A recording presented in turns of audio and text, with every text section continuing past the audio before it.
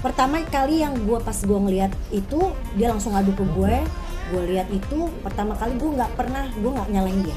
Emang bukan salah dia, salah dia. Gue langsung wah kurang ajar nih orang yang bikin ini.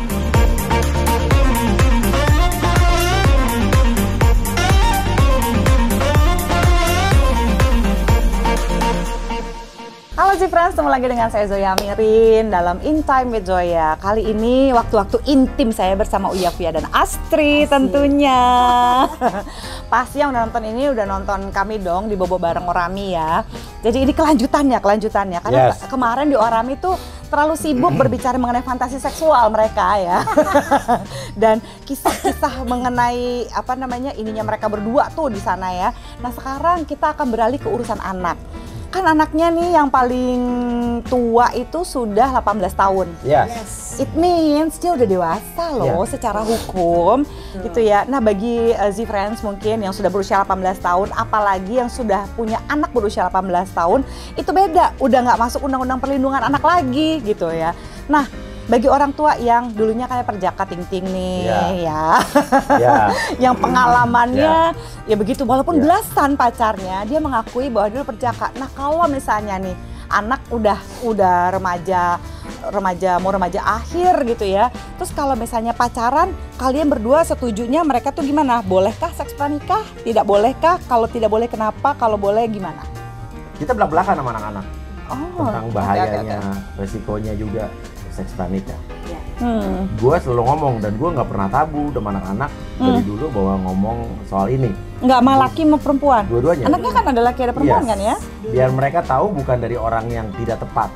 Bahkan kalau mendapatkan pendidikan seksual dari orang-orang yang tidak tepat, dari teman-temannya, akhirnya kan nggak malah menyimpang kan. Jadi gue yang kalian bolehin apa tuh dalam urusan pacaran boleh. Pacaran boleh. Gitu. Apalagi zaman sekarang alhamdulillah ya, maksudnya yang cewek punya pacar cowok, maksudnya yang cowok punya pacar cewek. Itu kan alhamdulillah itu memang natural ya. Ya, lu berharap lah heteroseksual lah gitu. Karena kalau ya. misalnya dia di luar selain heteroseksual, ya ada problem lain lah gitu kan ya.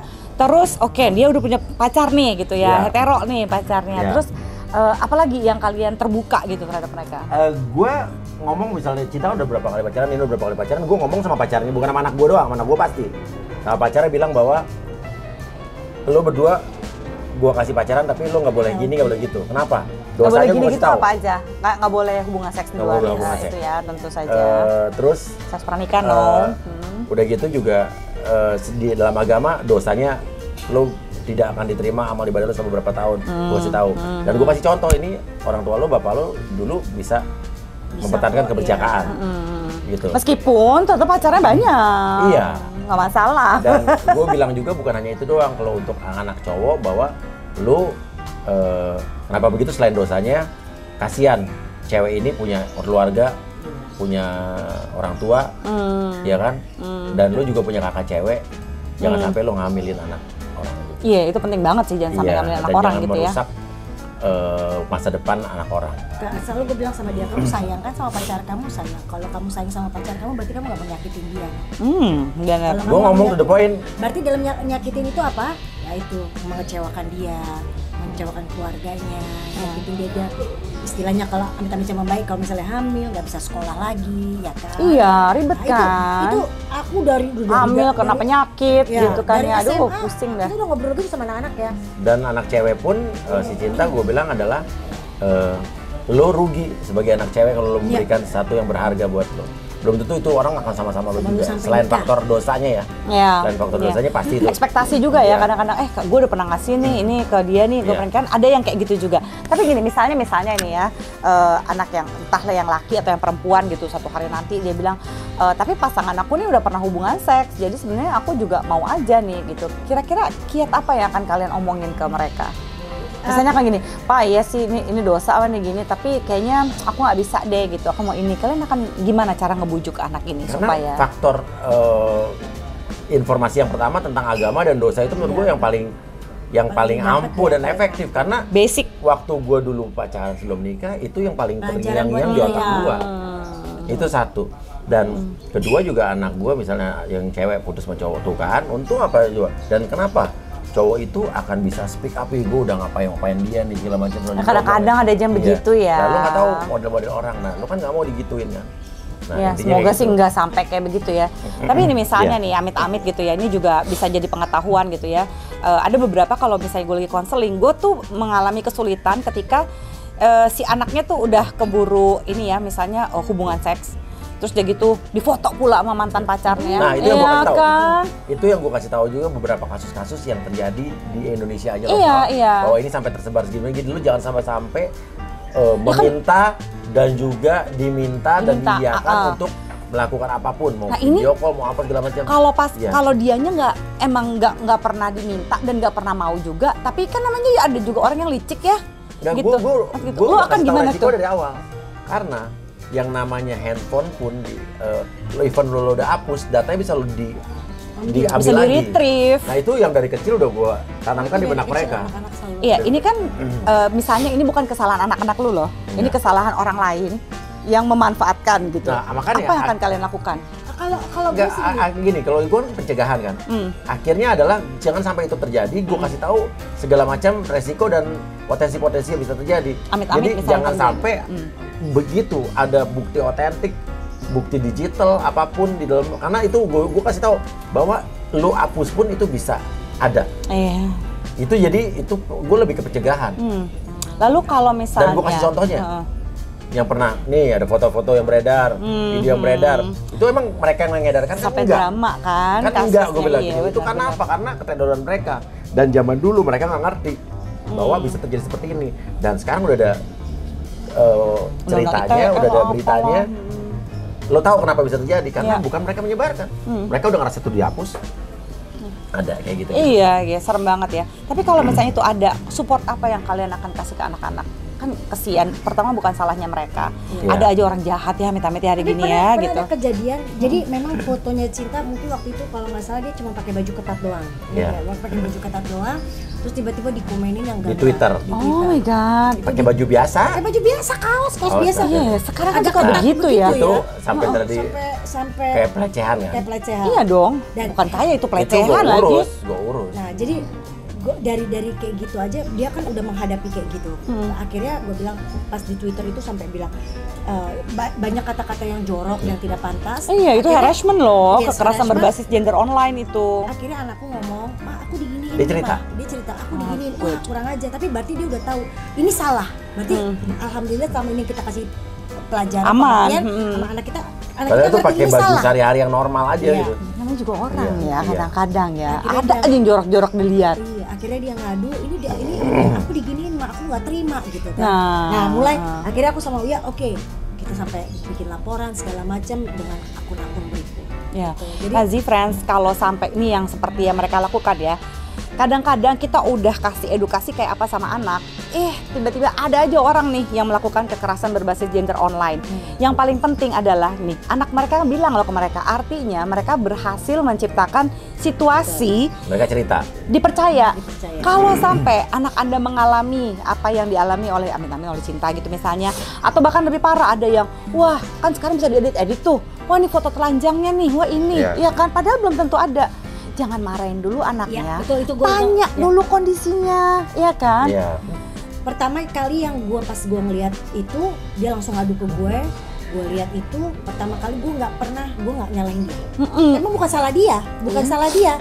Gue langsung, wah kurang ajar nih orang yang bikin ini. Gue coba. Pantes dia langsung tenang ya, pergi ke orang tuanya. Dia langsung tenang. Gue coba kan kalau Twitter ada Instagramnya, ada apa kan dia biasa nge-link kan. Gue ituin terus gue bilang, kalau kayak gini lapor polisi, gue bilang sampai kita buat kayak begitu. Tapi anaknya sendiri gue nggak marahin, nggak gue bilang gini, ih kamu sih pakai baju begitu, ih kamu no, anak gue bisa pakai baju apapun yang dia mau. Maksudnya gue denger ya. Itu apalagi pas di foto itu dia cuma pakai kaos ketat. Gue bilang, waduh, gue bilang. Tapi mulut netizen ya. Iya, pertama kali adalah support system sih. Jadi ternyata gue berhasil menciptakan keamanan buat anak gue. Iya. Anak gue tuh aman ketika bercerita sama mamanya, sama papanya, anak gue aman. Jadi ya itu kita langsung langsung hubungin temen yang ada apa polisi cyber crime. Iyalah, gitu ya Z-Friends, itu penting banget loh untuk tidak menghakimi si anak dulu. Kamu memang pakai baju apa? Kamu ngapain aja? Ya jangan dong gitu ya. Tidak ada satu orang pun yang layak. Jadi jangan sampai kamu jangan sampai diperkosa, kamu jangan sampai di-harass. Justru malah iya, enggak, jangan ngomong kayak begitu, tapi justru gini, jangan jadi pemerkosa, jangan jadi pelaku pelecehan seksual gitu aja gitu. Jadi emang si perempuannya mesti pakai ganti baju apa gitu supaya dia nggak dilecehin? Ya nggak ada, jangan lo melecehkan, itu yang lebih penting pesannya. Makanya karena kan aku punya anak cewek dan anak cowok, jadi memang berbeda dalam arti kata. Ketika si cewek, aku tuh selalu membangkitkan gini, maksudnya apapun, kayak misalnya pakai baju apapun, apa segala macam, kamu nggak berhak ya orang membuat kamu rendah, membuat kamu rendah. Mau even apapun, kamu adalah cinta anak kesayangannya mama sama papa. Yes. Kamu adalah blessed for us. Kalau ketika yang cowok, saya selalu ngomong, kamu sayang sama mama, kamu tunjukin ke orang. Jadi kamu tidak penghargaan itu ya, nggak ngejahatin orang lain. Kalau kamu sayang sama mama, perlakukan teman-teman kamu tuh kayak kamu, teman-teman perempuan kamu atau pacar kamu kayak kamu sayang sama mama. Karena malu. Dia kalau misalnya dia, maksudnya dalam arti kata dia nyakitin perempuan, yang malu kita. Iya. Kita perempuan, maksudnya pasti ada orang omongan gini, kok anak kayak begitu sama ceweknya, emang dia nggak punya ibu? Aduh. Iya, emang benar-benar kadang-kadang gitu ya. Jelek gitu ya kadang-kadangnya. Mama nggak pernah mukul kamu, mama nggak pernah hajar kamu apa segala macam. Jangan begitu juga sama anak perempuan gitu istilahnya. Jangan kayak gitu. Kalau kamu sayang sama mama, hargain juga pacar kamu, perempuan kamu, jangan kasar kayak gitu. Kan dua hal yang berbeda. Apa nasehatinnya? Ya tapi nggak apa-apa. Iya, memang. Terus ya gitu, gini ya, terakhir nih, misalnya kalian tuh punya kehidupan rumah tangga yang up and down dan lucu, punya good quality of time yang terus terang ya, selama gue wawancara agak jarang yang kayak kalian. Padahal jarang kencan nih berdua, honeymoon juga belum pernah pergi berdua, nonton aja nggak pernah berdua gitu ya. Tapi mereka bisa bertahan gitu ya, melewati rasa bosan, ina-inunya pernikahan 19 tahun. Karena mereka berbagi fantasi seksual gitu ya, seperti yang udah didengar di Orami Bobo Bareng ya. Nah kalau misalnya anak akan menikah, nah kira-kira seks edukasi tentang pasangan seperti apa sih akan kalian kasih ke anak kalian nanti ketika mereka akan menikah, baik yang laki atau yang perempuan? Yang laki-laki, sebagai emak bapaknya seru. Yang laki-laki ya nanti biar bapak yang ngomong, yang perempuan biar ibunya ngomong.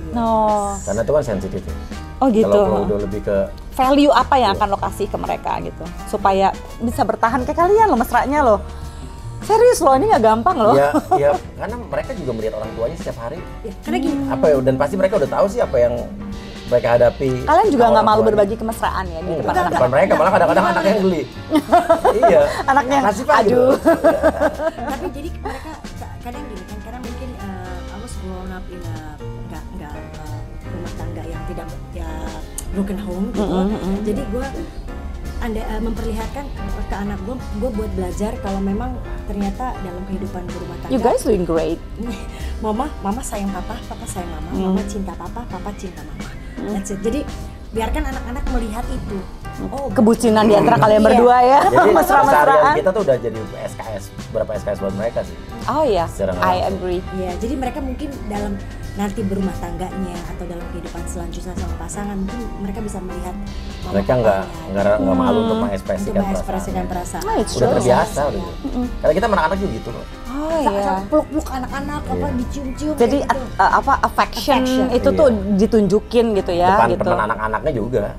Kita ke anak-anak kadang-kadang kayak kemarin aja di depan pacarnya, sini mah ini kenalin gini kan, depan umum padahal di mall, sini cium mama dulu, cium mama tapi dia mau, anak cowok alhamdulillah anak cowok ya tentang cium jidat mah gitu ya. Lucu jadi gini nih Z-Friends, pembelajaran terbesar yang saya dapat nih dari Uya dan Astrid gitu, jangan lupa mengenai bahasa cinta. Anak itu nggak akan bilangin, nak cinta itu seperti kata Khalil Gibran, nggak begitu ya. Cinta itu adalah bagaimana orang tuanya saling menyayangi. Oh, ayahnya mencintai ibunya dengan cara seperti ini, berarti saya sebagai laki-laki akan mencintai istri saya seperti ini atau mencintai perempuan.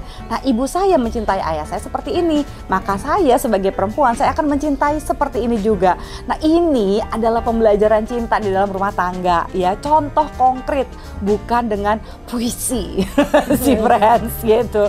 So thank Thank you banget lu ya, thank you Astrid ya. Thank you so much. Semoga bisa belajar juga dari mereka sehingga belajar bahasa cinta, belajar mengungkapkan nilai, budaya, agama yang kalian percaya dalam memberikan seks edukasi pada anak. Sampai ketemu lagi sih friends, bye.